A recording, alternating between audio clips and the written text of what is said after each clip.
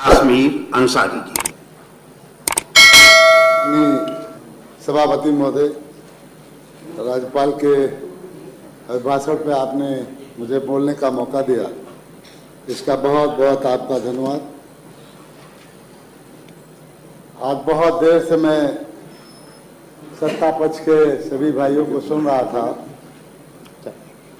और आप लोग बहुत तारीफें अपनी सरकार की करते हैं। हम तो इसलिए नहीं करते कि वैसा काम नहीं हो रहा और वो आप भी जानते हैं।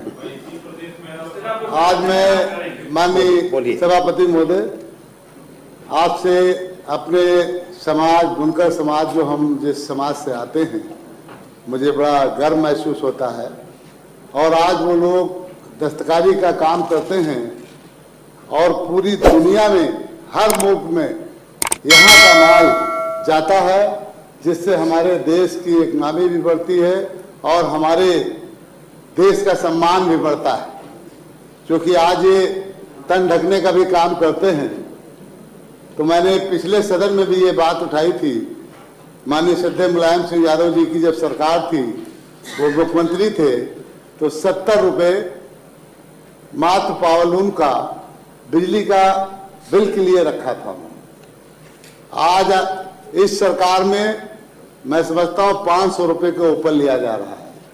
आज जो लोग इतना अच्छा काम दस्तकारी का करते हों और हमारे देश का नाम रोशन करने का काम करते हों, तो उनसे पैसा तो सही माने में जो लिया जा रहा था इतना ही लिया जाए, उससे ज़्यादा न लिया जाए। ये मैं आपके माध्यम से सरकार से अपील करना चाहता हूँ। और एक चीज़ को जहन में सरकार जरूर रखे कि आज ये बुनकर समाज सिर्फ मुस्लिम समाज के नाते, बुनकर समाज में एक कारोबार बिजनेस नहीं होता है। आज गृह क्षेत्र माननीय प्रधानमंत्री जी का आपके बनारस है, बनारस में भी जो हमारे हिंदू समाज के भाई हैं, वो भी इस काम से बहुत ज्यादा तादाद में पूरे उत्तर प्रदेश में जुड़े हुए हैं। ये किसी एक वित्त विशेष बिरादरी के नाते इसको न देखा जाए, क्योंकि इसमें सर्व समाज के लोग दस्तकारी का काम करते हैं, चाहे वो साड़ी बना रहे हों, चाहे वो चादर बना रहे हों, और ये पूरी दुनिया में माल जाता है यहाँ से। तो मैं ये चाहता हूँ उसका बिजली का बिल आपके माध्यम से सरकार खत्म कर दे। मैं चाहता हूँ, मेरी ये मंशा है और ये सभी के लिए बेहतर होगा। दूसरी चीज, मैं एक चीज और आपसे, बहुत ज्वलंत मुद्दा है, हमारे जो ओवरलोडेड ट्रक चलते हैं गन्ने के लदे हुए, और ये जस्ट डबल माल भरते हैं और आए दिन मैं समझता हूँ हजारों की तादाद में, महीने में अगर आप इसकी गिनती कराएं तो हजारों की तादाद में घटनाएं होती हैं। ट्रक पलटता है, जिस गाड़ी रिक्शे वाले, ठेलिया वाले, उनके सब घर उजड़ जाते हैं। तो आज उसका ओवरलोडिंग का सिस्टम पे बैन लगना चाहिए, ये सरकार को ध्यान देना चाहिए। इसलिए कि आज विकसित भारत का नारा अगर दिया जाता है और सरकार देती है, तो वैसे कुछ काम भी करना चाहिए, क्योंकि इंसान की जिंदगी से बढ़ के दुनिया में कोई चीज हो नहीं सकती। आज जब इंसान सुरक्षित होगा तभी सब कुछ संभव है। तो मेरी ये बहुत जरूर आपसे अपील है, और इसको मैं शायद पिछले सदन में भी इस बात को मैंने रखा था। और मैं ये कहना चाहता हूँ, कल भी मुख्यमंत्री जी परसों मेरे जनपद सीतापुर में थे। 100 करोड़ रुपए का बजट अभी पास किया गया है। इस बजट में भी नैमिष धाम के लिए 100 करोड़ रुपए रखे गए, लेकिन यही पिछले साल के भी बजट में था। वहां पे ये पोषण है, विदेश से श्रद्धालु आते हैं, वहां पे इतनी आस्था रखते हैं। जनपद सीतापुर का हमारा गौरव है वो नैमिष धाम, और वहां पे गांठी लोलो गड्ढे हैं आज की तारीख में। आज जाके भी जानकारी करा लें, सरकार के लोग सड़क पर हैं जी। मतलब वहां जाने के लिए आपने पैसा तो पिछले बजट में भी पास किया, इस बजट में भी पास किया, तो लेकिन वहां पे काम कोई नहीं हुआ। इसकी जानकारी करा लीजिए। नेता सदन बैठे हुए हैं, ये आदेश करके अधिकारियों से भी पूछ सकते हैं। वहां कोई भी काम नहीं शुरू हो रहा है, जबकि वो इतना जरूरी काम वहां पे होना है, क्योंकि आज पूरी दुनिया से लोग वहां पे, हर देश के लोग आते हैं। तो ये भी मेरी एक अपील है, बहुत जरूरी, इसको भी मैं समझ रहा हूं। रही बात, अभी बहुत संतोष भाई ने बहुत कुछ बताया, मैं ये कहना चाहता हूं, जो आज आवास आप बनाते हैं और 1,25,000 रुपये ग्रामीण क्षेत्र में देते हैं, क्या 1,25,000 रुपये में इस महंगाई में 2.5 लाख शहर का है? आप पता करिए, आपको पता नहीं है। देहात का ग्रामीण क्षेत्र का 1,20 है और ये शहर का जो है वो 2.5 लाख है, जो कस्बे में आप रहते हैं। आप जानकारी कर लीजिए। ठीक है जासमीर जी, बोलिए।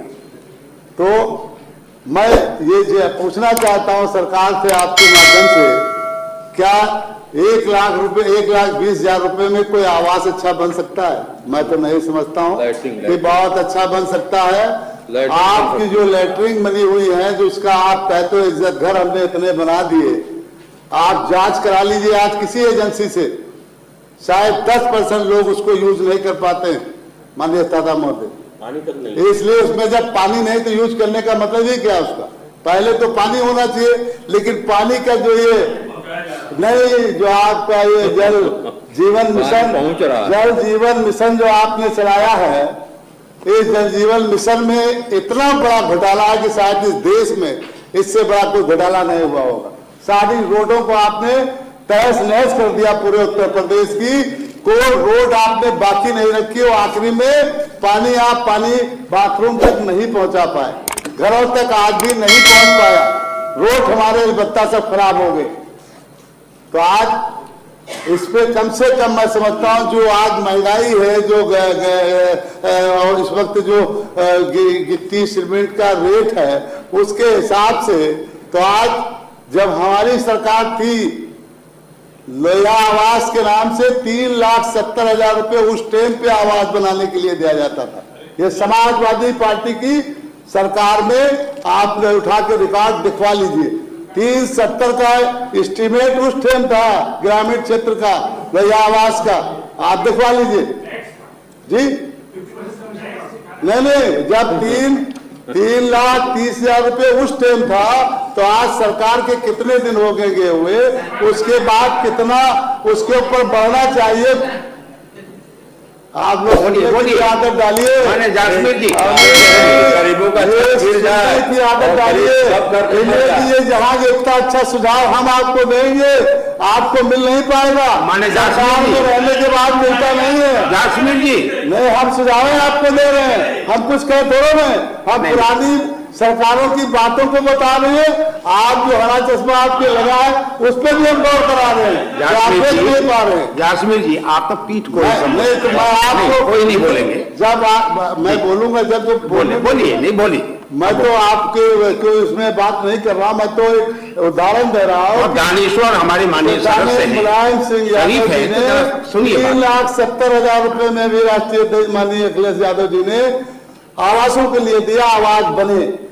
आपसे मेरा ये कहना है कि आज की महंगाई के हिसाब से, टाइम के हिसाब से कम 10 लाख रुपए में आवास बनाइए, तब बढ़िया आवास बन पाएगा गरीबों का, और तब विकसित भारत के आप सपने देखिए। अभी तो हमको खुद ही आप ही का रिकॉर्ड, आप ही का डाटा है ना कि अभी आप गल्ला दे रहे हैं। इनको गल्ला देने वाले लोगों को आप इतना आत्मनिर्भर कब कर पाओगे कि ये खुद गल्ला दूसरों को देने का काम शुरू कर दें। इनका बढ़िया मकान हो, लग्जरी मकान में रहते हो, ऐसा बनाइए, तब विकसित भारत बनेगा। ऐसे विकसित भारत नहीं बनेगा। यहाँ पे लड़ने का नहीं काम है, यहाँ पे हमको आपको इस पे मंथन करने के लिए जनता ने यहाँ भेजा है। इस मंदिर में जब हम बैठे हैं तो अपने दिल को ये ध्यान में रखा कि जनता ने बहुत जिम्मेदारी देके हमको, आपको, सब लोगों को इस सदन में भेजा। तो आज हमको यहाँ पे उसका मंथन करना चाहिए। आज उसके गन्ने का रेट बढ़ना चाहिए, किसान की जो पैदावार है उस पर रेट बढ़ना चाहिए। ये गल्ला कब तक के दे के पूरे उत्तर प्रदेश की जनता को आप वोट लेते रहेंगे और यही सब करते रहेंगे। इसमें हमको इसमें आगे बढ़ चढ़ के हिस्सा लेना चाहिए। कैसे ये लोग आगे बढ़ेंगे, कैसे ये देने वाले बनेंगे। लेने वाले के बजाय उनको देने वाला बनाने का काम कीजिए। ये असली सरकार का काम है, अब हमारा विराम दे दीजिए, आपका सभी जासमीन लोगों जी। का काम है। अब विराम दे दीजिए। अभी 10 मिनट अभी हो गए, देखिए। हो गए।